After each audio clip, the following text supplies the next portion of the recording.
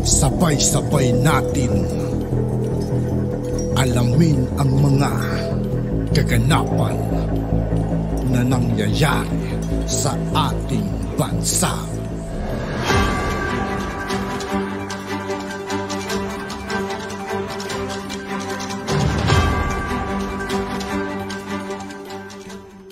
Yo, what's up mga kaibigan? This is I2K po again. Ngayon nandito ulit tayo sa channel ni Banat News Updates. Dito ulit tayo magbibigay ng comment at reaksyon. Kaya samahan nyo ko guys. Let's go! Pansin ako, no? Nagko-concentrate sila dun sa pagsasabi na sinungaling ako. Hindi niyo ba napapansin? Yeah. Kasi nga, ang involved kasi rito is ang kasalukuyang presidente o pangulo ng Republika ng Pilipinas. Hindi mabali-bali yung testimonya ko na ang kasalukuyang pangulo ng Republika ng Pilipinas ay nakita sa litrato noong 2012. Diba? Nakita ng inyong lingkod bilang investigador. At itong litrato na ito ay ipinakita ng confidential informant. Kaya, yung investigador na inyong lingkod ay nagkaroon ng motivation para tanggapin yung kaso at tipahin ito at ito sa isang sinumpaang salaysay. So ano ba yung nasa litrato? Ito lang naman yung nasa litratong ipiniresinta ng confidential informant na yung politikong Bongbong Marcos ay sumisinghot ng white powdery substance. Kaya nga ako na-motivate dahil sa tingin ko hindi naman sabon yung sinisinghot, hindi naman siya Breeze, hindi naman siya Tide, hindi naman siya Ariel, diba? Hindi naman siya Champion. Diba? Ano lang ba yung sinisinghot na pulbos? Diba? Yun yung ano, kaya nga, yun yung isa dun sa naging motivation ko. At ganoon sila kagrabe na ipagtanggol ito. Kaya, tignan mo, wala silang ibang na gawing dahilan, ano, o magawang dahilan, kundi sabihin na itong ahente na ito ay sinungaling. Diba? Tignan ninyo, noong 2012, ano ba ako? Diba ako ay investigation agent sa PIDEA? Diba? Noong 2012, ako ay isa sa mga team leader ng Intelligence Investigation Service. Noong 2012, ako ay isa doon sa mga humahawak ng mga sensitibong kaso sa PIDEA. Nakakarating pa nga ako sa iba't ibang lugar para magsagawa ng investigasyon. At noong 2012, ay otorisado akong pumirma ng mga ganong klaseng dokumento. Diba? Nagkataon na andun ako. Kasi madali sanang sabihin nila, hindi totoo yung dokumento niyan. Dahil, noong 2012, wala na si Morales dyan sa opisina niya. Noong 2012, wala na dyan si Morales sa, ano niya, wala na siyang authority. Kaya yung dokumento niyan, peke yan. Diba? Ngayon, yung papeles na, may lagda ko, may pangalan ko, yung papeles na napunta sa iyo, na ibinigay ng kung sino mang ewan ko. Malangit na siya. Huwag naman, sir. Hindi, biro lang. Ang ano ko lang, yung dokumento na yon, ang po pwede lang mag-authenticate niyan ay ako. Sapagkat pangalan ko yung nandun, lagda ko yung nandun, at ako mismo ang gumawa. Yes. Sir, yun. Kasi kanina, di ba, ang sabi mo, nagpakita naman sila ng pagpakubaba, binisita kayo ng Senate President at ng pro tempore Jinggoy Estrada. Sa tingin mo ba, after that na pag-uusap sa'yo na sinasabi mo na one-on-one, heart-to-heart, na-convince mo ba sila? Kasi the fact na kayo ay nirelease, para sa akin, it's like, pag-accept sa katotohanan na meron kang hawak. I mean, yung katotohanan na pinaninindigan mo up to this. Sa tingin mo ba, naniniwala sila na ikaw ay nagsasabi talaga ng katotohanan? Kasi the fact na hinihingi o kinukulit ka ni Jinggoy na nasaan yung litrato, baka na sa'yo, ganyan-ganyan. So, based on your assessment, naniniwala na ba sila ngayon sa'yo? Hindi ko masabi.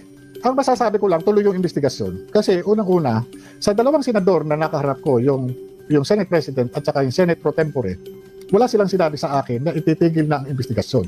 At wala silang sinabi sa akin na tumahimik ka na lang at ipapatigil na yung investigasyon. Wala eh. Wala silang sinabi. Kung baga sa yung nangyari kanina, siguro ito yung pagtugon sa panawagan ng taong bayan at bilang pagkilala na rin doon as sa karapatang pantao o humanitarian consideration sa pagpapalaya sa akin. Pero hindi ito yung kumbaga naniwala sila o ano pa man. Hindi ko mapanghawakan kasi yung kanilang kalagayan ng isip nila eh. Pero ang natitiyak ko lang na hindi nila inumpluwensyahan ang inyong lingkod na palalayain ka namin. Pero huwag ka na magsalita, walang ganun. Yan ang gusto ko itanong sa iyo. Oo. Kasi may mga nagsasabi na baka nagsasalita ka lang na mabuti yung trato sa iyo, baka mayroong mga behind the scene na hindi namin alam. Wala. Ako naman, kilala nyo naman ako.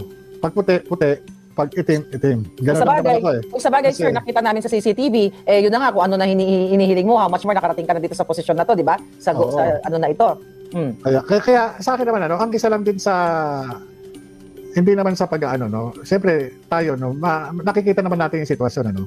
Dumating kami sa point ng pag-uusap, nakausap ko rin si Senator Chis sa harap ng commander at yung panibagong balik niya na sabi niya hindi tayo magkaaway, trabaho lang at hindi ako nagpakulong sa iyo, si Jinggoy.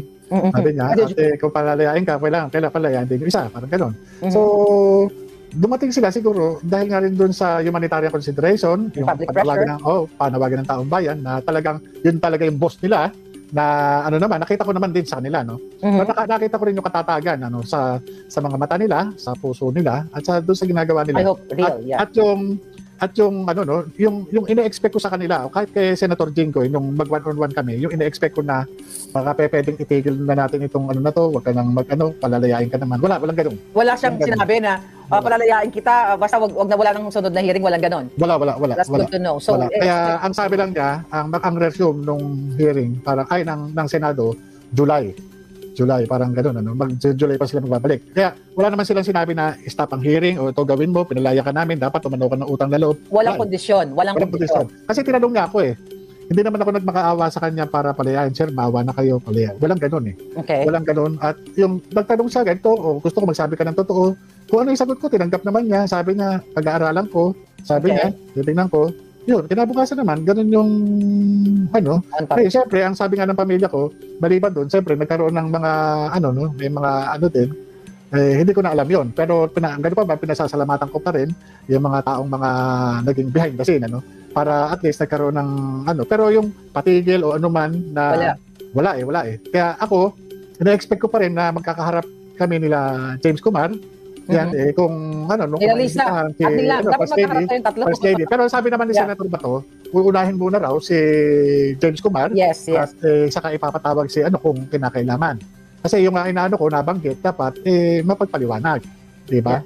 Yeah. At ang Senado naman, sa tingin ko, wala naman silang ang naman basta din ang importante, walang kumpas na walang suggestion na ititigil yung hearing. Kasi napaka-importante sa taong bayan. Kasi once na ititigil nila, tapos magkakaroon ng pagdududa ang taong bayan. Tama, oo. Pagdududa ang taong bayan na, pinalabas nila, baka mamaya ito'y, pag-uusap na hindi na pupush ito si Morales kasi pinalayan na siya. So kayo mismo ay magsasalita kapag tinigil nila ang hearing. Kaya yun yung, kaya nga, kasi hindi po pwede, kasi nga, kulang eh. Kulang ang investigation. Mayroon lang follow-up si Joey. Okay, si Joey. Okay, si Joey. Okay, sabi niya, di Vibre. Okay? Ngayon sabi niya, may follow-up daw ba yung PIDEA dun sa special order na during the first hearing kung saan na-dismiss? Diba? Kaya nga, binanggit ko yun. Hindi ka eligible? Oo. Binanggit ko nga, sabi ko nga, hindi wala man lang akong twin due process na requirement, yung notice and hearing. Kasi kung titignan mo, taga Metro Manila lang ako. Diba? At yun nga po mga kaibigan, dito po nagtatapos ang ating reaction video. Muli ako po si I2K ng Sundalo ng Dunggalo. Maraming salamat sa patuloy na pagsuporta. Yeah, peace out.